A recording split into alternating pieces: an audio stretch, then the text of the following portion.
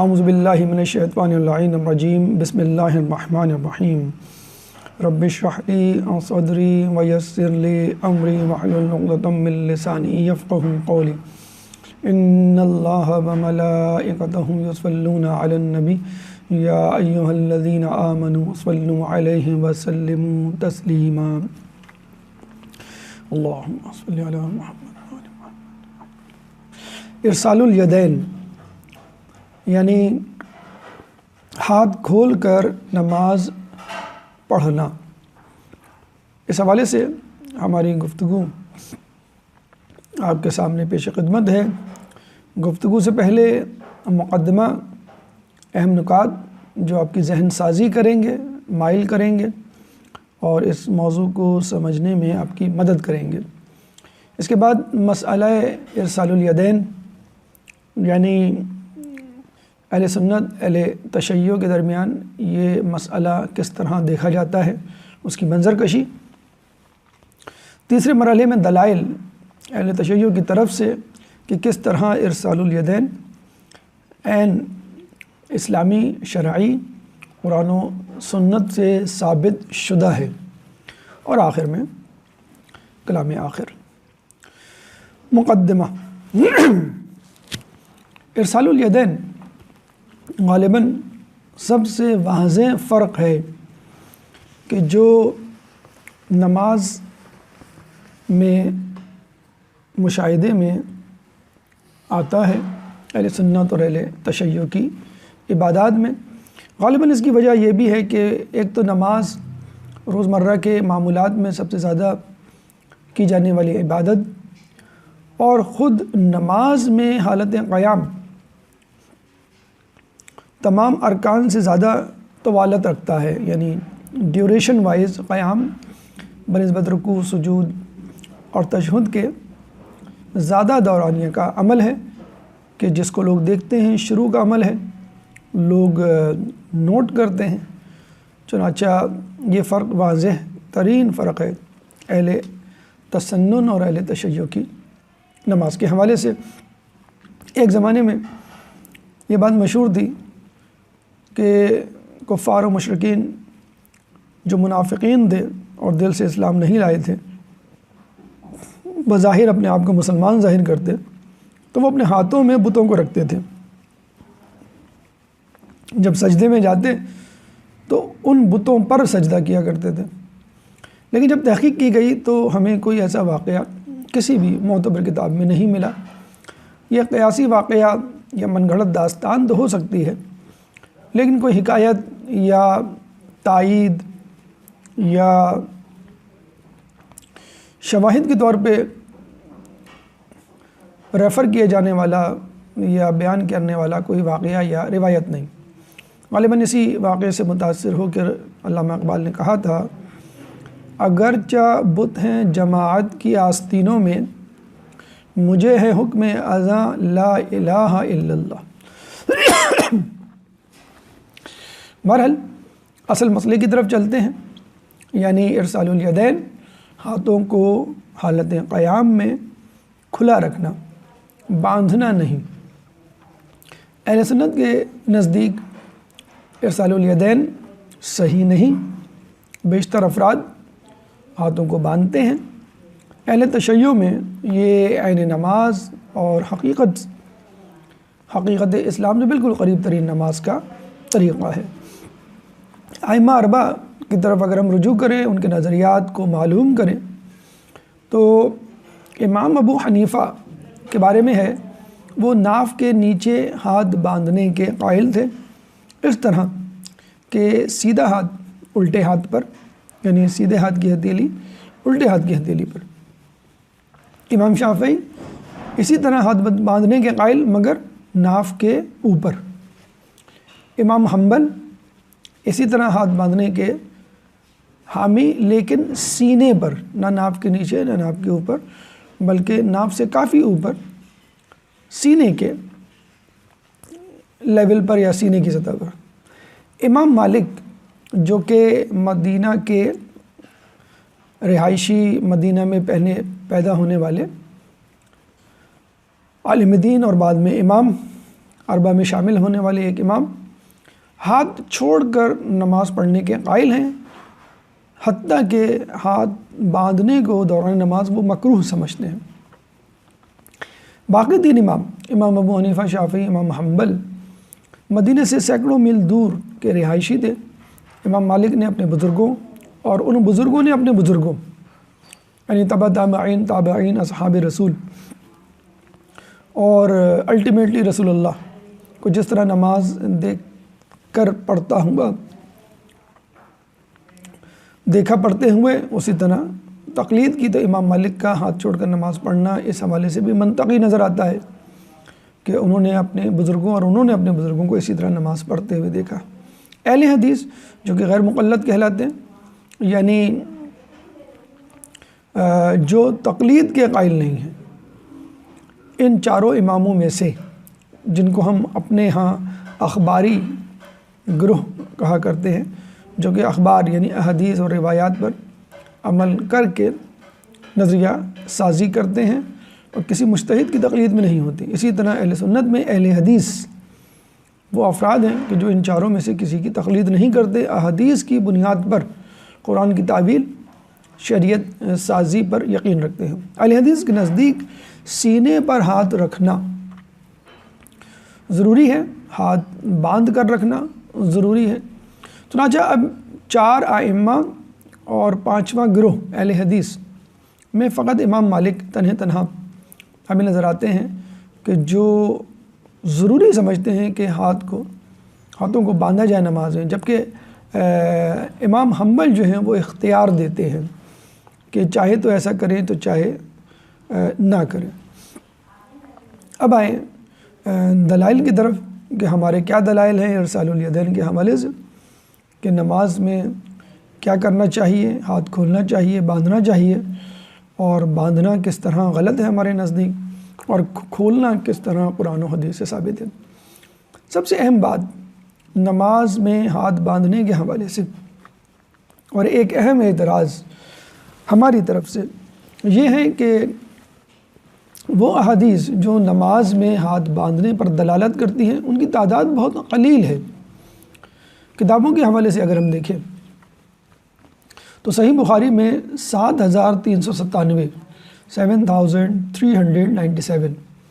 میں صرف ایک حدیث سہل بن سعد کی روایت ہے کہ جو دلالت کرتی ہے کہ نماز میں ہاتھوں کو باندھنا چاہیے۔ اسی طرح صحیح مسلم 7275 7275 میں ایک روایت وائل بن حجر کی ہے کہ جو دلالت کرتی ہے کہ نماز میں ہاتھ کو باندھنا چاہیے۔ احادیث کی مجموعی کتابوں کو ایک ساتھ لے لیں تو فقط ہمیں 10 روایات ملیں گی کہ جس میں ہاتھوں کو باندھنے کے حوالے سے ذکر موجود ہے۔ تو صحیح بخاری، صحیح مسلم کی 15,000 تقریباً احادیث میں فقط 2 روایات، اور کل کتابوں میں فقط 10 روایات۔ یہ تو تھا کتاب کے حوالے سے تجزیہ کہ کتنی احادیث موجود ہیں مجموعی طور پہ کتابوں میں۔ اب ہم راویان کے حساب سے دیکھیں کہ جو مشہور ترین راوی ہیں اہل سنت کے نزدیک، ان سے یہ روایت مروی نہیں، جو کہ ایک بہت حیرت انگیز بات ہے۔ حضرت ابو ہریرہ کے بارے میں ملتا ہے کہ 5374 5374 احادیث میں ایک حدیث بھی ہاتھ باندھنے کے حوالے سے ان سے مروی نہیں۔ حضرت انس بن مالک 2286 حدیث کے راوی، لیکن ہاتھ باندھنے کیا بلکہ الٹا ہاتھ کھولنے کے حوالے سے تو روایت ہیں، لیکن ہاتھ باندھنے کے حوالے سے نہیں۔ جناب ام سلمہ و عائشہ سے 2210 روایات، حضرت جابر بن عبداللہ انصاری سے 1540 1540 روایات میں ایک روایت بھی ہاتھ باندھنے کی نہیں، جو کہ نہایت حیرت انگیز بات ہے۔ کتاب کے حوالے سے، راوی کے حوالے سے، دونوں جگہ ان روایات کا فقدان کہ جن میں ہاتھوں کو باندھنے کا حکم دیا گیا ہے۔ اگر ہم ان 2 روایات کی بات کریں، یعنی سہل بن سعد اور وائل بن حجر، جن کا تذکرہ بھی ہم نے کیا کہ جن میں صحیح بخاری صحیح مسلم کے حوالے سے ہاتھ باندھنے کا حکم موجود ہے، ان روایات میں بھی کافی جرح یعنی تنقید ہے، اعتراضات ہیں۔ نمبر ایک، متن کے حوالے سے کہ متن واضح نہیں، متن کو پڑھ کر ریڈ کر کے گو تھرو کر کے ہم یہ ڈیسائیڈ نہیں کر سکتے کہ یہ روایت باندھنے پہ دلالت کرتی ہے، یعنی ابہام ہے، ویگ کنٹینٹ ہے۔ راوی،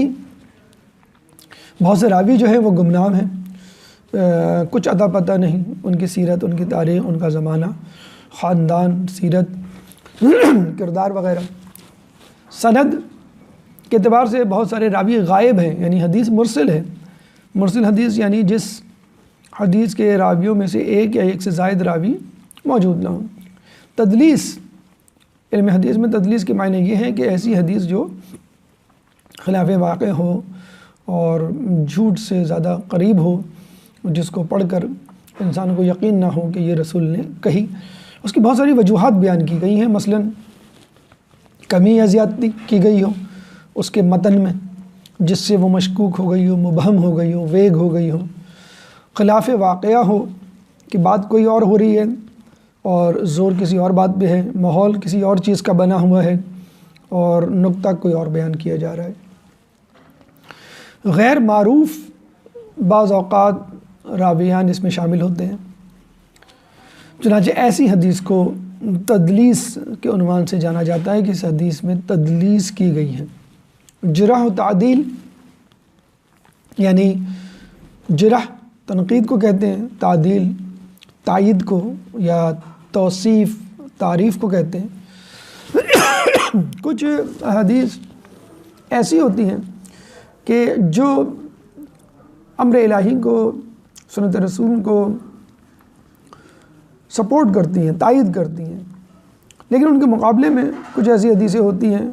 کہ جو اس حدیث کی مخالفت میں جاتی ہیں، اور علماء اہل حدیث محدثین کے نزدیک وہ احادیث جو کسی امر میں مخالفت کرتی ہوں یعنی کسی امر میں اس کی حمایت میں کوئی حدیث موجود ہو اور ساتھ ساتھ اس کی مخالفت میں بھی حدیث ہو، تو ہم دیکھتے ہیں کہ علماء مخالفت میں، تنقید میں اور اس کے خلاف جانے والی احادیث کو زیادہ اہمیت دیتے ہیں۔ یہ حدیث کیوں کر فلاں حدیث یا فلاں امر کے بالکل خلاف ہے۔ مثلاً ایک حدیث جو ہمارے حق میں جاتی ہے، یعنی ہمارے لیے جرح کے قابل ہے، وہ یہ کہ سنت یہ ہے کہ نماز میں ناف کے نیچے ہاتھوں پر ہاتھ رکھے جائیں۔ حضرت علی سے عجیب اور ثم العجیب، امام بہقی نے یہ روایت سنن کبریٰ میں جلد نمبر 2 اور صفحہ نمبر 31 میں کیا ہے کہ حضرت علی نے یہ کہا کہ سنت یہ ہے کہ نماز میں ناف کے نیچے ہاتھوں پر ہاتھ رکھے جائیں، اور خود امام بہقی حدیث کو بیان کرنے کے بعد یہ کہتے ہیں کہ اس کی سند ضعیف ہے۔ تو بہرحال خود حضرت علی کے زمان مبارک سے کے حوالے سے اگر کوئی ایسی حدیث جو نماز میں ہاتھ باندھنے پر دلالت کرے بہت حیرت انگیز ہے، ہمارے نزدیک ایک حدیث فقط سنن کبریٰ میں امام بہقی نے اور خود ہی اس کی تقریباً تردید بھی کر دی کہ یہ سند ضعیف لگتی ہے۔ اب یہاں ایک سوال پیدا ہوتا ہے کہ اگر ہم ان احادیث کو کہ جو نماز میں ہاتھ باندھنے پر دلالت کرتی ہیں ضعیف کہیں، تو ان ضعیف احادیث کا صحیح بخاری، صحیح مسلم یعنی صحیحین میں کیا کام؟ اس کا اعادہ، اس کا امکان اور اس کا اقرار خود امام بخاری کرتے ہیں اپنی کتاب الضعفاء میں، اور اپنے ہی راویوں پر تنقید کرتے ہوئے نظر آتے ہیں کہ جن راویوں سے انہوں نے اپنی ہی کتاب میں احادیث کو جگہ دی، یعنی اپنی کتاب صحیح بخاری میں روایت کو لکھا اور کچھ عرصے بعد یہ کہا کہ فلاں فلاں حدیث کے فلاں فلاں راوی ضعیف ہے۔ اور اس کی وجہ علماء یہی بیان کرتے ہیں کہ روایات میں امام بخاری اکابر، اماثل، اصاغر، بزرگان دین، ایک جیسے افراد اور جونیئر افراد کو نظر انداز کر دیا کرتے تھے، یعنی پرائرٹی کے حوالے سے ان میں کوئی خاص ترجیحات کے حوالے سے ان لوگوں میں کوئی خاص فرق نہیں رکھا کرتے تھے مد نظر۔ بہرحال خود اپنی کتاب الضعفاء جو غالباً صحیح بخاری کے بعد لکھی گئی، جب انہوں نے حدیث سازی یا حدیث کی روایت کے حوالے سے حدیث کو کلاسیفائی کیا، ان کی درجہ بندی کی، تو راویوں پہ جب تنقید کی تو بہت سارے راوی ایسے نکلے کہ جن کو خود انہوں نے اپنی کتاب صحیح بخاری میں جگہ دی۔ بہت حیرت انگیز بات۔ امام نسائی کے حوالے سے ملتا ہے کہ جب وہ کوئی صحیح روایت نہ پاتے تو ضعیف ہی کو نقل کر دیتے، لیکن اس کے ساتھ ساتھ احتجاج بھی رقم فرما دیتے۔ جیسے ہمیں بھی ملتا ہے کسی موضوع پہ ہمیں درس دینا ہے، مجلس پڑھنی ہے، مواد نہیں ملا اور قابل ذکر موضوع حدیث نہیں ملی، تو جو مل گیا ہم نے پڑھ دیا۔ تو امام نسائی کا بھی یہ طریقہ تھا، سنن نسائی جلد نمبر 1 صفحہ نمبر 13 میں یہ بات درج ہے۔ امام حنبل کا بھی یہی طریقہ تھا، لیکن وہ راویوں کے ضعیف ہونے کی نشاندہی ساتھ ساتھ کر دیا کرتے تھے، بتلا دیا کرتے تھے کہ یہ میں نے روایت لکھ دی، راوی کو بھی مذکور کر دیا، لیکن یہ راوی میرے نزدیک ضعیف ہے۔ بہت اہم سوال کہ وجہ کیا تھی کہ ان ضعیف راویوں کو، ان ضعیف احادیث کو اتنے بڑے علماء نے اپنی کتاب میں جگہ دی؟ نہایت ایک اہم سبب، ویلڈ ریزن جسے ہم کہہ سکتے ہیں، جو غالباً ہمارے یہاں بھی ہے، کہ احادیث کا ایک کثیر خزانہ ہاتھ سے نہ چلا جائے اور یہ کام بعد کے لوگوں پر چھوڑ دیا جائے کہ وہ خود تحقیق کر کے ضعیف اور حسن، قابل قبول اور ناقابل قبول متن اور حدیث میں تفریق کر سکیں۔ اگر وہ تحقیق کرنے بیٹھ جاتے ہیں کہ فلاں حدیث فلاں راوی صحیح یا غلط، تو اس میں ہی شاید اتنا ٹائم لگ جاتا کہ وہ حدیث کا مجموعہ جمع نہ کر پاتے۔ اس زمانے میں احادیث کو ڈھونڈنا بہت مشکل کام تھا، کتابوں کی اشاعت نہیں ہوا کرتی تھی، ہاتھوں سے لکھی جاتی تھی کتابیں، بہت سی کتابیں بہت سے علماء کے پاس ہوا ہی نہیں کرتی تھی۔ خود احادیث کے راویان سے ملنے کے لیے مہینوں کا سفر کیا جاتا اور پھر جا کر ان کی زبان سے وہ حدیث سنی جاتی۔ چنانچہ انہوں نے یہ کہا کہ ہماری ایک زندگی میں یہ کام ممکن نہیں ہے، تو یہ کام ہم آگے کے لوگوں پہ چھوڑ دیتے ہیں۔ فی الحال جتنا ممکن ہے، یہ بات بھی نہیں کہ تحقیق بالکل نہیں تھی، جتنی تحقیق ممکن ہے اس مختصر سی زندگی میں، مختصر سی سہولیات میں ہم کر رہے ہیں، اس کے بعد آنے والے لوگوں پر ہم چھوڑ دیتے ہیں کہ وہ خود تحقیق کریں اور ہماری کتابوں سے صحیح اور غلط، من گھڑت اور محقق شدہ حدیثوں کو قابل استعمال سمجھ کر شریعت کو مدون کریں، متعین کریں امور الہی کو۔ لیکن بات صحیح ہے، سبب بھی ٹھیک ہے، یہ ہمارے یہاں بھی کہا جاتا ہے کہ یعقوب کلینی نے مثلا، شیخ صدوق نے مثلا، خواجہ طوسی نے اور دیگر افراد نے کتابوں کو اس طرح ترتیب دیا کہ جو حدیث مل گئی، جس حد تک تحقیق ممکن ہوئی آپ نے لکھ دی اور بعد کے علماء بھی یہ کام چھوڑ دیا۔ لیکن اہل سنت کے نزدیک ایک مسئلہ جو کھڑا ہو گیا وہ یہ کہ آگے چل کر ان من گھڑت حدیثوں اور ضعیف راویوں کی بنیاد پر حکومتوں کی پروردگی میں، ان کے سایہ عاطفت میں عقیدت کا رنگ زیادہ حاوی آ گیا تحقیق پر۔ چنانچہ اگر کوئی تحقیق کی گئی تو حکومت وقت کی طرف سے بنو امیہ، بنو عباس مثلاً کی طرف سے حکم نامہ جاری ہو جاتا اور وہ شخص جو ہے گردن زنی قابل سزا قرار پاتا۔ چنانچہ عقیدت تحقیق پر حاوی آ گئی اور لوگوں نے سلفاء یعنی اپنے بزرگان دین اور پرانے محدثین کی درج کردہ احادیث کو ہی جو ہے وہ عقیدہ بنا لیا اور اس پہ شریعت مرتب کر دی۔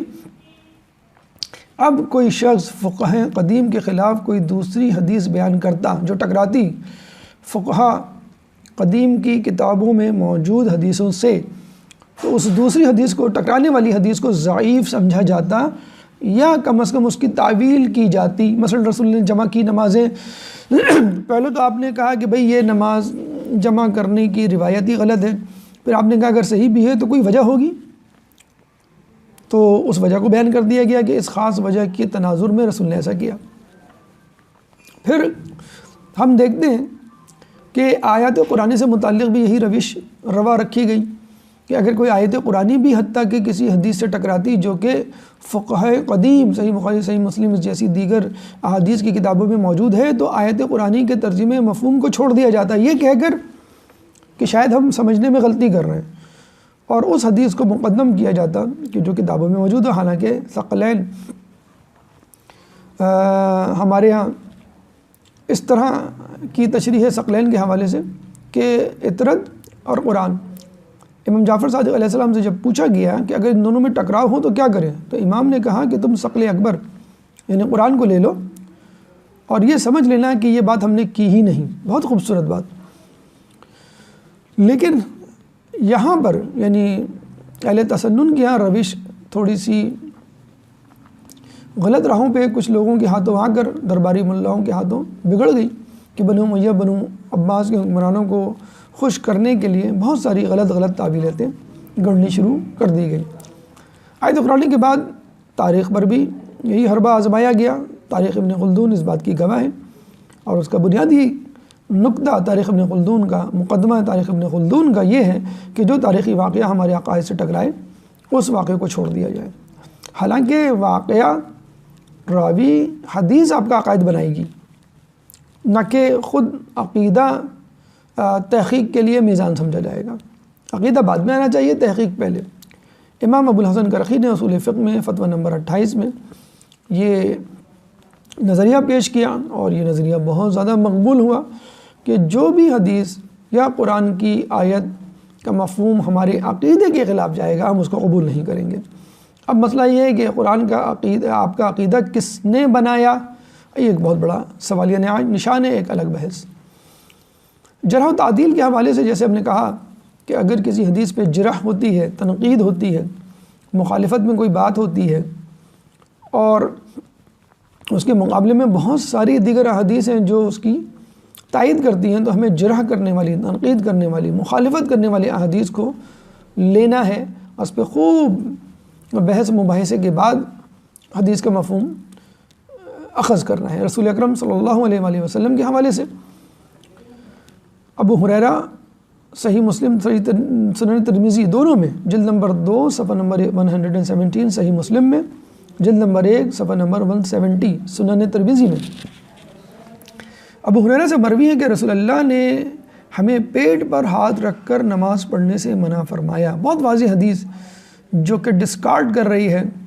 اور ڈس اون کر رہی ہے رسول اللہ سے اس بات کو کہ رسول اللہ نے کبھی ہاتھ باندھ کے نماز پڑھی ہو،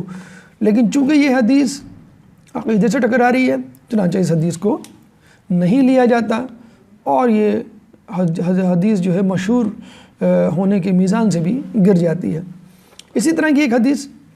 ایک دفعہ ایک شخص حضرت عبداللہ بن عمر کے ساتھ نماز پڑھ رہا تھا، زیاد بن صبیح،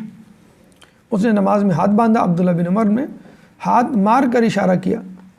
کہ ہاتھ نہ باندھو، اس نے ہاتھ کھول دیے۔ نماز کے بعد پوچھا کہ آپ نے ایسا کیوں کیا، تو آپ نے کہا کہ رسول اللہ ہاتھ کھول کے نماز پڑھتے تھے۔ یہ روایت زیاد بن صبیح سے 2 کتابوں میں موجود ہے، سنن نسائی جلد نمبر 1 صفحہ نمبر 302، سنن ابو داؤد جلد نمبر 1 صفحہ نمبر 348۔ تو جرح تعدیل کی بہت ساری مثالیں تاریخ میں موجود ہیں، احادیث کی کتابوں میں مذکور ہیں، لیکن 2 مثالوں پہ ہم اکتفا کرتے ہیں، اس بات کی طرف توجہ دلاتے ہوئے کہ اگر کسی مشہور بات کی مخالفت میں بھی کوئی ایک آدھ حدیث موجود ہو جو واضح طور پہ اس کے خلاف ہو تو اس کو کنسیڈر کرنا چاہیے، اس پہ تحقیق کرنی چاہیے اور اصل مفہوم تک پہنچنا چاہیے، اور تحقیق قیامت تک جاری رہنی چاہیے، اور اس کا تعلق عقیدے سے اس طرح ہونا چاہیے کہ تحقیق کے بعد عقیدہ بنے، نہ کہ عقیدہ تحقیق کو منظم اور مرتب کرے۔ آئیے قرآن میں دیکھتے ہیں کہ ہاتھ باندھنے کے حوالے سے اللہ تعالیٰ کیا اشارے کرتا ہے، اور ہاتھ باندھنے کو اللہ تعالیٰ کیسے دیکھتا ہے، معاشرے میں اس پر کس طرح نظر کی جاتی ہے۔ قرآن سورہ مائدہ آیت نمبر 64 اللہ فرماتا ہے وَقَالَتِ الْيَهُودُ يَدُ اللَّهِ مَغْلُولَةٌ غُلَّتْ أَيْدِيهِمْ وَلُعِنُوا بِمَا قَالُوا بَلْ يَدَاهُ مَبْسُوطَتَانِ يُنْفِقُ كَيْفَ يَشَاءُ۔ اور یہودیوں نے کہا کہ اللہ تعالیٰ کے ہاتھ بندھے ہوئے ہیں، انہی کے ہاتھ بندھے ہوئے ہیں۔ اللہ کہہ رہا ہے تمہارے ہاتھ بندھے ہوئے، میرے تھوڑی۔ اور ان کے اس قول کی وجہ سے ان پر لعنت کی گئی، بلکہ اللہ تعالیٰ کے دونوں ہاتھ کھلے ہوئے ہیں، وہ جس طرح چاہتا ہے خرچ کرتا ہے۔ یعنی ہاتھ باندھنا کنجوسی، بخل کی علامت ہے۔ ہاتھ کھلا ہونا سخاوت اور کریم ہونے کی نشانی ہے۔ اوورآل جو ہاتھ باندھنے سے تصویر انسان کی ابھرتی ہے کہ وہ مجبور و لاچار یا کم از کم بخیل اور کنجوس ہے۔ اسی طرح اگر ہم یہ کہیں کہ کسی کے سامنے کھڑا ہوا جائے تو ہاتھ باندھ کے، تو اس حوالے سے بھی سورہ بنی اسرائیل کی آیت نمبر 24 ہمیں گائیڈ کرتی ہے وَاخْفِضْ لَهُمَا جَنَاحَ الذُّلِّ مِنَ الرَّحْمَةِ، اور ان کے لیے کن کے لیے؟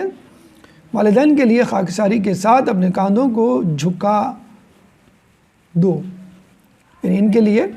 خاکساری کے ساتھ اپنے کاندھوں کو جھکا دینا، یہ ہے طریقہ کار فرما بردار اولاد کا۔ جب ہم کہتے ہیں کاندھوں کو جھکا دینا، جناح الذل یعنی خاکساری کے ساتھ کاندھوں کو جھکا دینا،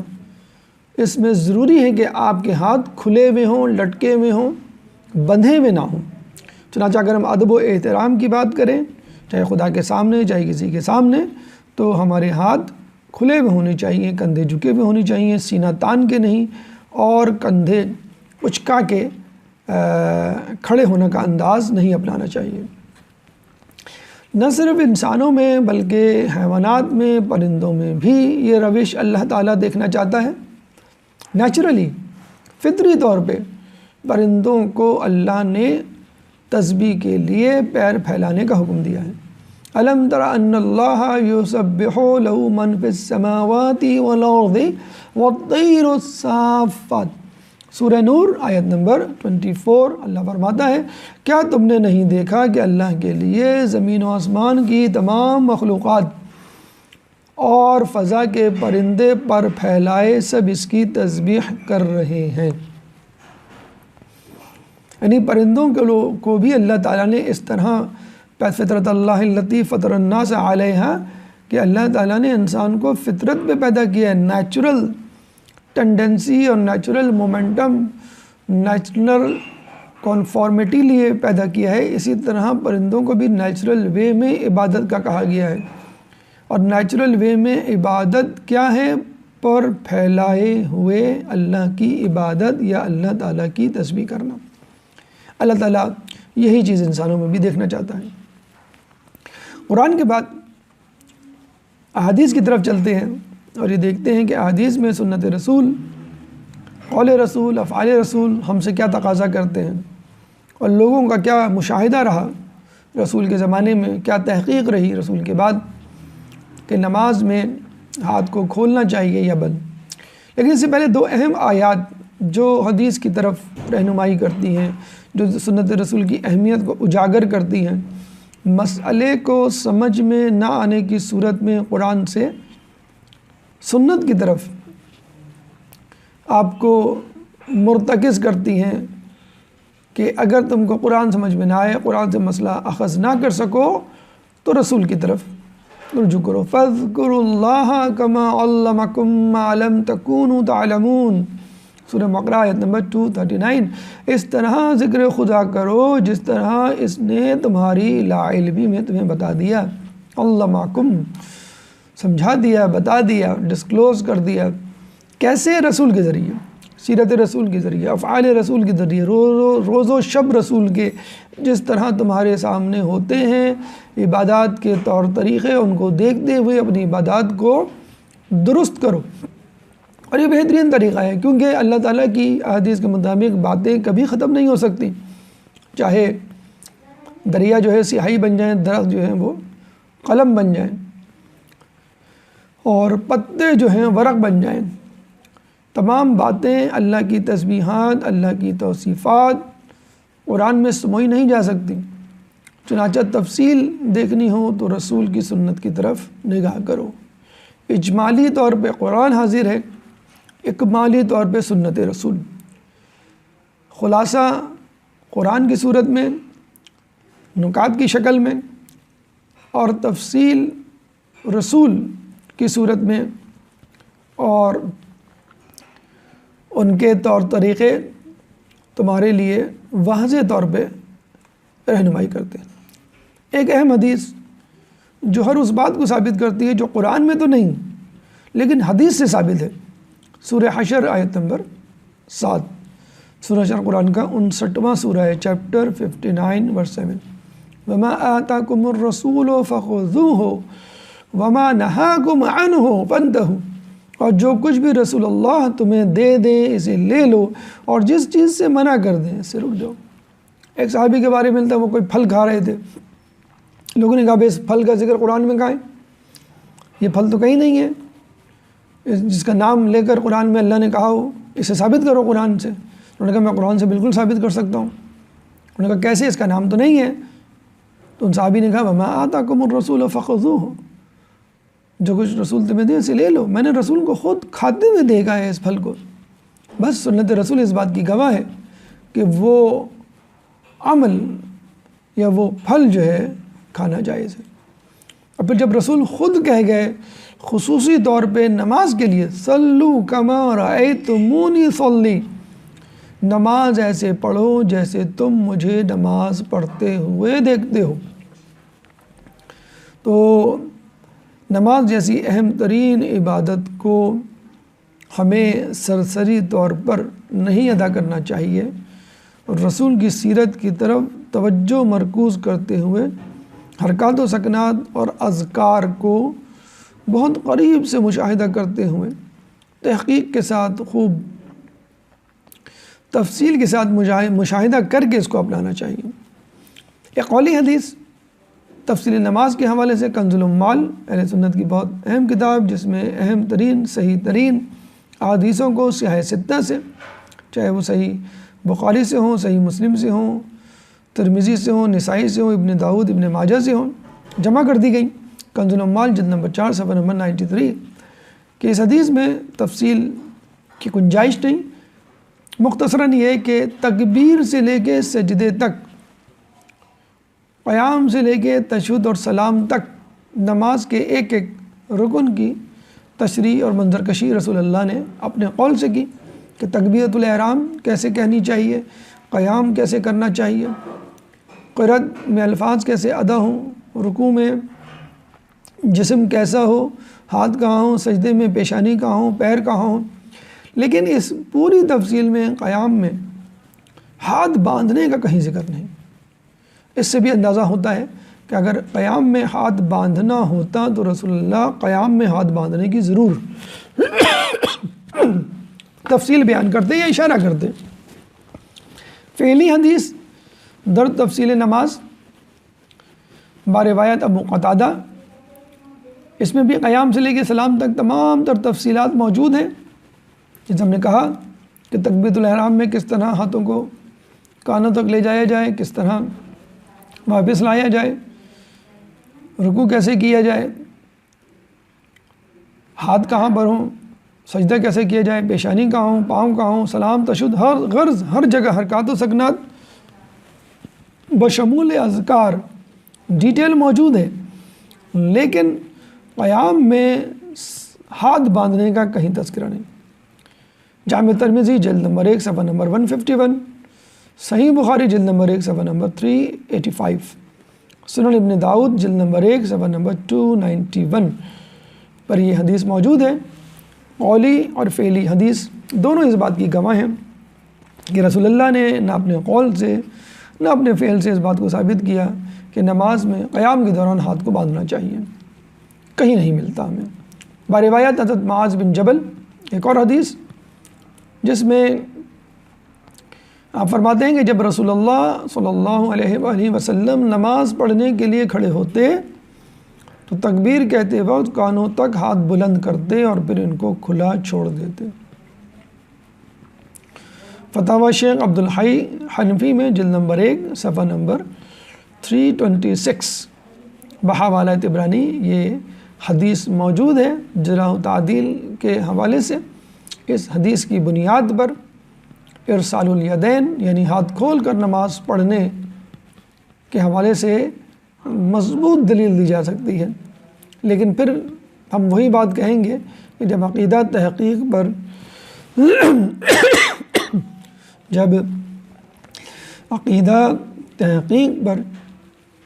غالب آ جائے تو پھر آدمی اصل بات کو ہاتھ سے چھوڑ دیتا ہے اور اپنے آباء و اجداد کی روش پر برقرار رہتا ہے۔ حال ہی میں انسائکلوپیڈیا از ڈاکٹر محمد رواز قلیجی مشہور عرب محقق نے کئی جلدوں پر مشتمل یہ انسائکلوپیڈیا ترتیب دیا ہے۔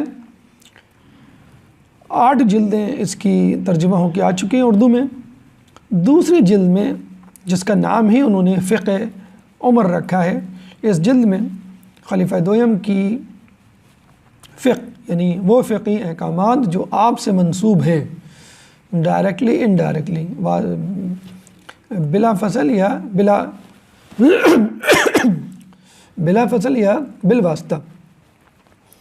بلا واسطہ یا بالواسطہ درج ہے۔ ہاتھوں کو باندھنے کے حوالے سے یا کھلے رہنے کے حوالے سے آپ لکھتے ہیں نماز شروع کرتے وقت حضرت عمر اپنے دونوں ہاتھوں شانوں تک بلند کرتے پھر نیچے کر لیتے، یعنی خود حضرت عمر اس بات کے قائل تھے کہ نماز میں قیام کے دوران ہاتھوں کو کھلا چھوڑنا چاہیے۔ اسی طرح عبدالعزیز بن باز سعودی عرب کے بہت مشہور عالم دین پچھلے صدی میں کہ جن کا قول نظریہ بن چکا ہے کچھ اہل سنت مسلمانوں کے درمیان، اپنی مشہور کتاب مقالات و فتاوی شیخ عبدالعزیز بن باز صفحہ نمبر 238 میں فتویٰ لکھتے ہیں جو ایک سوال کی صورت میں ان سے پوچھا گیا کہ کیا نماز میں قرآن کو دیکھ کے پڑھ سکتے ہیں، جیسے کہ عموماً ماہ رمضان میں اس کی ضرورت پیش آتی ہے اہل سنت میں تراویح کے دوران۔ تو آپ نے ایک حدیث کوٹ کی جس کا تعلق حضرت عائشہ کے طریقہ کار سے تھا کہ حضرت عائشہ اپنے زمانے میں اپنے غلام ذکوان کی اقتداء میں نماز پڑھتے، یعنی ذکوان جو ہے وہ امام بنتا اور وہ قرآن کو ہاتھ میں لے کے نماز کے دوران قرآن کو دیکھ کے پڑھتا، یعنی وہ حافظ نہیں تھا۔ تو جب آپ قرآن کو ہاتھ میں لے کر پڑھیں گے تو یقیناً آپ کا کم از کم ایک ہاتھ تو کھلا رہ جائے گا۔ تو اس سے بھی ظاہر ہوتا ہے کہ جناب عائشہ بھی اور ان کا غلام ذکوان بھی، اور اس سے پہلے جیسے ذکر کیا حضرت عمر بھی نماز میں قیام کے دوران ہاتھ کھلے رکھنے پر متفق تھے۔ اس کے بعد سید التابعین، تابعین وہ افراد جنہوں نے اصحاب کو دیکھا ہو، جس طرح اصحاب وہ افراد جنہوں نے رسول اللہ کو دیکھا ہو، تبع تابعین جنہوں نے تابعین کو دیکھا ہو۔ بہرحال تابعین جنہوں نے رسول کو دیکھا ہو ان میں جو اہم ترین تابعی ہیں امام حسن بصری، جن کو سید التابعین بھی کہا جاتا ہے، یعنی تابعین کے سردار، بہت مشہور عالم دین، بہت مشہور عارف اہل سنت کے نزدیک۔ امام حسن بصری خلیفہ دویم کے زمانے میں پیدا ہوئے، بلکہ یہ بھی کہا جاتا ہے کہ حضرت عمر نے ان کی تحنیک کی، یعنی شہد چٹایا، اور امام حسن بصری اصحاب کے درمیان پلے بڑھے۔ فقہ انسائکلوپیڈیا جس کا تذکرہ بھی ہم نے کیا، جس کی دوسری جلد کو فقہ عمر سے منسوب کیا گیا ہے، اسی فقہ انسائکلوپیڈیا کو ڈاکٹر محمد رواز قلیجی جب آگے بڑھاتے ہیں تو 8ویں جلد کو امام حسن بصری سے منسوب کرتے ہیں، جلد نمبر 8 فقہ امام حسن بصری کے حوالے سے جو منسوب ہے اس میں آپ لکھتے ہیں نمازی قیام کے دوران، یعنی امام حسن بصری کا جو طریقہ ہے اس کے بارے میں آپ رقم تراز ہیں کہ نمازی قیام کے اندر دونوں ہاتھ چھوڑے رکھے گا اور اپنے سینے پر نہیں باندھے گا۔ امام حسن بصری اسی طرح کیا کرتے تھے، یعنی امام حسن بصری کا طریقہ بھی یہی تھا، یعنی بہت بعد تک یہ بات چلی ہے۔ رسول کے زمانے میں حضرت عمر کے زمانے میں، پھر حضرت عمر کے بعد امام حسن بصری کے زمانے میں بھی یہی روش تھی کہ نماز میں قیام کے دوران ہاتھ کھلے رکھے جائیں۔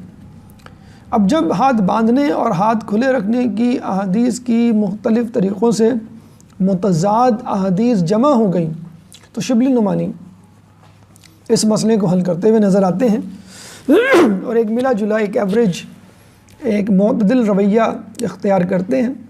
اعتدال پسندی پر منحصر روش کو پیش کرتے ہیں کہ نماز میں ہاتھ باندھا بھی جا سکتا ہے، نماز کو ہاتھ کھول کر بھی پڑھا جا سکتا ہے، ہاتھ سینے پر بھی باندھے جا سکتے ہیں، بالائے ناف بھی، جیسے ہم نے تذکرہ کیا کہ نماز میں ہاتھ کھلے بھی رکھ سکتے ہیں امام مالک کے نزدیک، بندھے بھی رکھے جا سکتے ہیں جیسے امام ابو حنیفہ اور دیگر امام حنبل، امام شافعی۔ پر ان تینوں میں جو طریقہ ہے ناف کے نیچے، ناف کے اوپر، سینے کے اوپر، تو شبلی نعمانی کہہ رہے ہیں ہاتھ کھول بھی دیں کوئی حرج نہیں، ہاتھ باندھ بھی لیں کوئی حرج نہیں۔ ہاتھ باندھتے ہوئے ان کی پوزیشن یعنی ناف کے نیچے، ناف کے اوپر، سینے کے اوپر رکھیں تو بھی کوئی فرق نہیں۔ پھر آگے کہتے ہیں آمین زور سے پڑھیں یا آہستہ پڑھیں تو بھی کوئی فرق نہیں، آہستہ سے پڑھیں زور سے پڑھیں ایک ہی بات ہے۔ پھر آگے وہ لکھتے ہیں غرض کے بعض امور کے سوا کسی خاص طریقے کی پابندی ضروری نہیں، نماز کو مختلف طریقے سے پڑھا جا سکتا ہے۔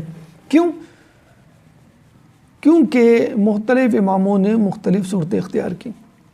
اب بحث یہیں پہ ختم ہو جانی چاہیے کہ ارسال الیدین جائز ہے یا نہیں،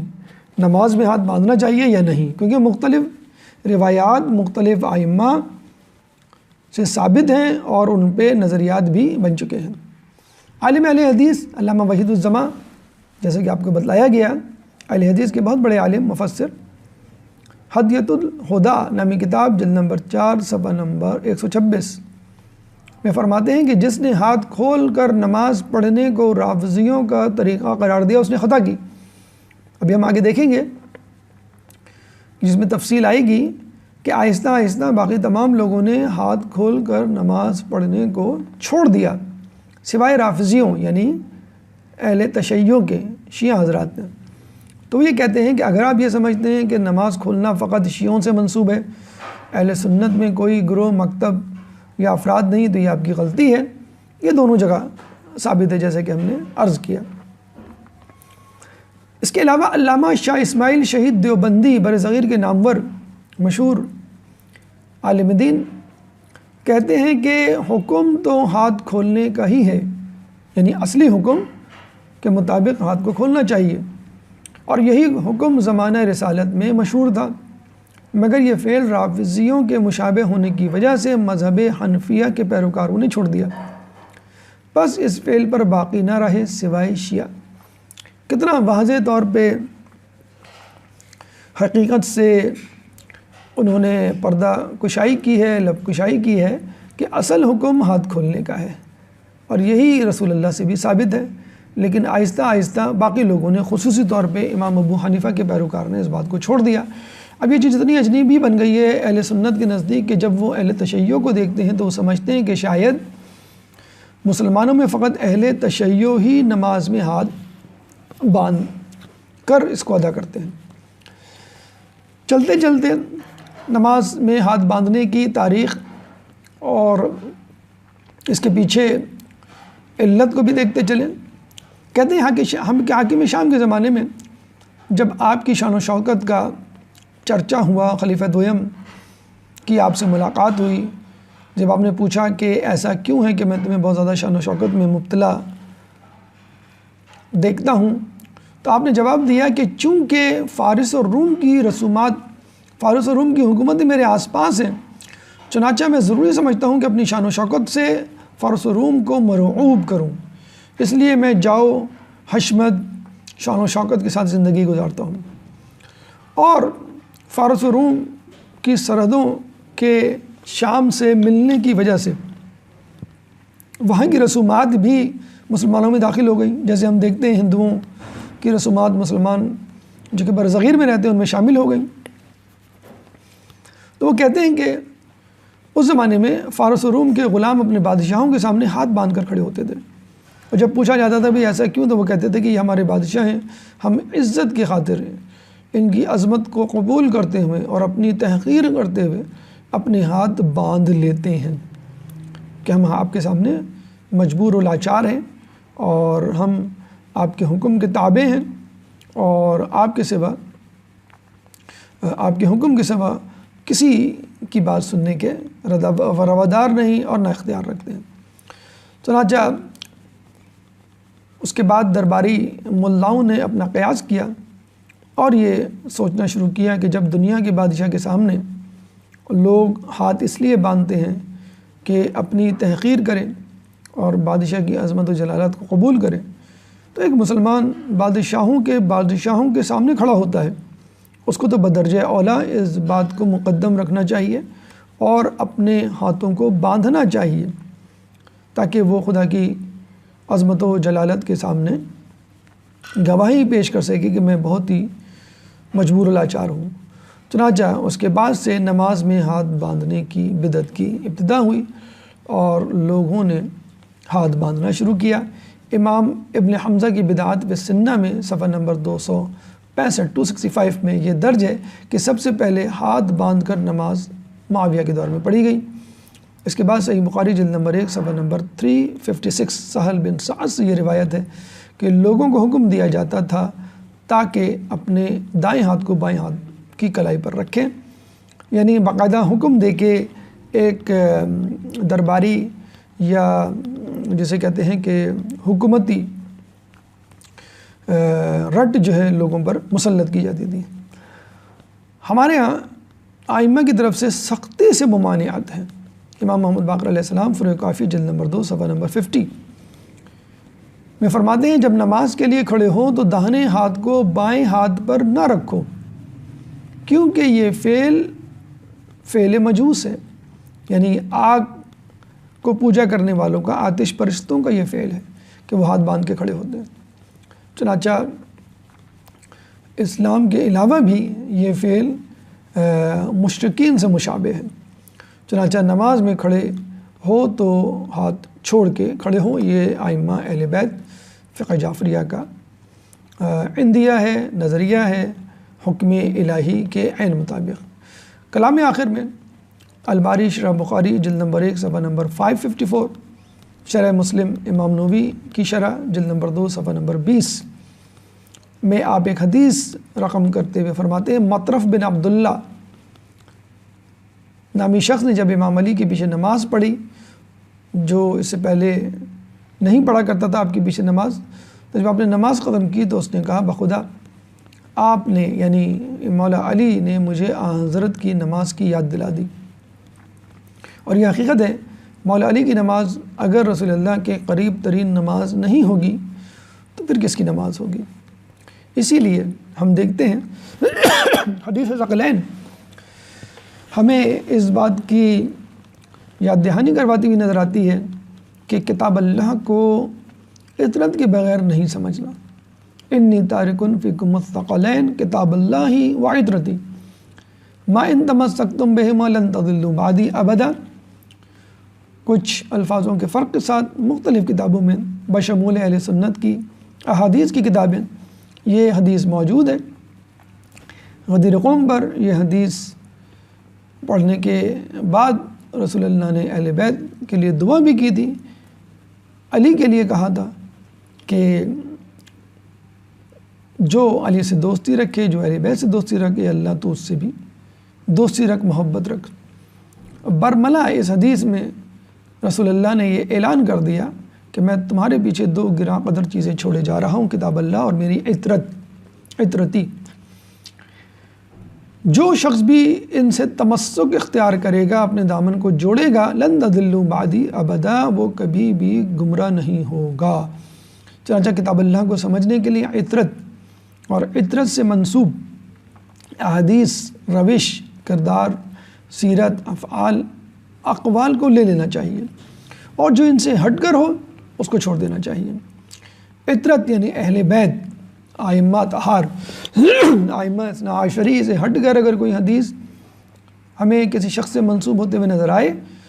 چونکہ وہ غیر معصوم ہیں، ہمیں چاہیے کہ اس حدیث کو چھوڑ دیں۔ اور اس کا پریکٹیکل امپیکٹ، عملی مظاہرہ مولا علی نے کیا کہ جب ایک شخص نے ان کے پیچھے نماز پڑھی تو بے اختیار کہہ اٹھا کہ یہ وہ نماز ہے کہ جو رسول اللہ پڑھا کرتے تھے، یہ وہ نماز ہے کہ جس نے مجھے رسول اللہ کی یاد دلا دی۔ اللہ تعالیٰ سے دعا ہے کہ ہمیں نماز کو اس طرح پڑھنے کی توفیق دے کہ جس طرح رسول اللہ پڑھا کرتے تھے۔ خدا تعالیٰ سے دعا ہے کہ نماز کے اذکار، حرکات و سکنات اسی طرح ادا کرنے کی توفیق دے جس طرح فطرت نے ہمیں سکھائی۔ تعلیمات اہل بیت کو سمجھنے، اس پہ عمل کرنے کی توفیق عطا فرما۔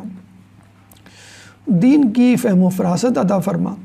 تعلیمات اہل بیت کو دنیا کے کونے کونے پر لے جانے کی، پھیلانے کی توفیق عطا فرما۔ جو لوگ پریشان حال ہیں ان کی پریشانی کو دور فرما۔ جو بے روزگار ہیں ان کو رزق حلال عطا فرما۔ جو با روزگار ہیں ان کے روزگار میں برکت عطا فرما۔ جو مقروض ہیں ان کے قرضوں کو ادا فرما۔ جو زندان میں ہیں ان کو رہائی عطا فرما۔ جو سفر میں ہیں ان کو منزل عطا فرما۔ جو گمشدہ ہیں ان کو ان کے پیاروں سے ملا۔ دنیا میں مسلمان جہاں جہاں ظلم و ستم کا نشانہ بنے ہوئے ان سے ظلم و ستم کو دور فرما۔ کرونا اور اس جیسی دیگر بیماریوں سے مومنین بالخصوص اور تمام مسلمانوں کو دور فرما۔ امام کے ظہور میں تعجیل فرما۔ ہمیں ان کے انصار و اعوان میں شامل فرما۔ ربنا تقبل منا انک انت السمیع العلیم وتب علینا انک انت التواب الرحیم برحمتک یا ارحم الراحمین۔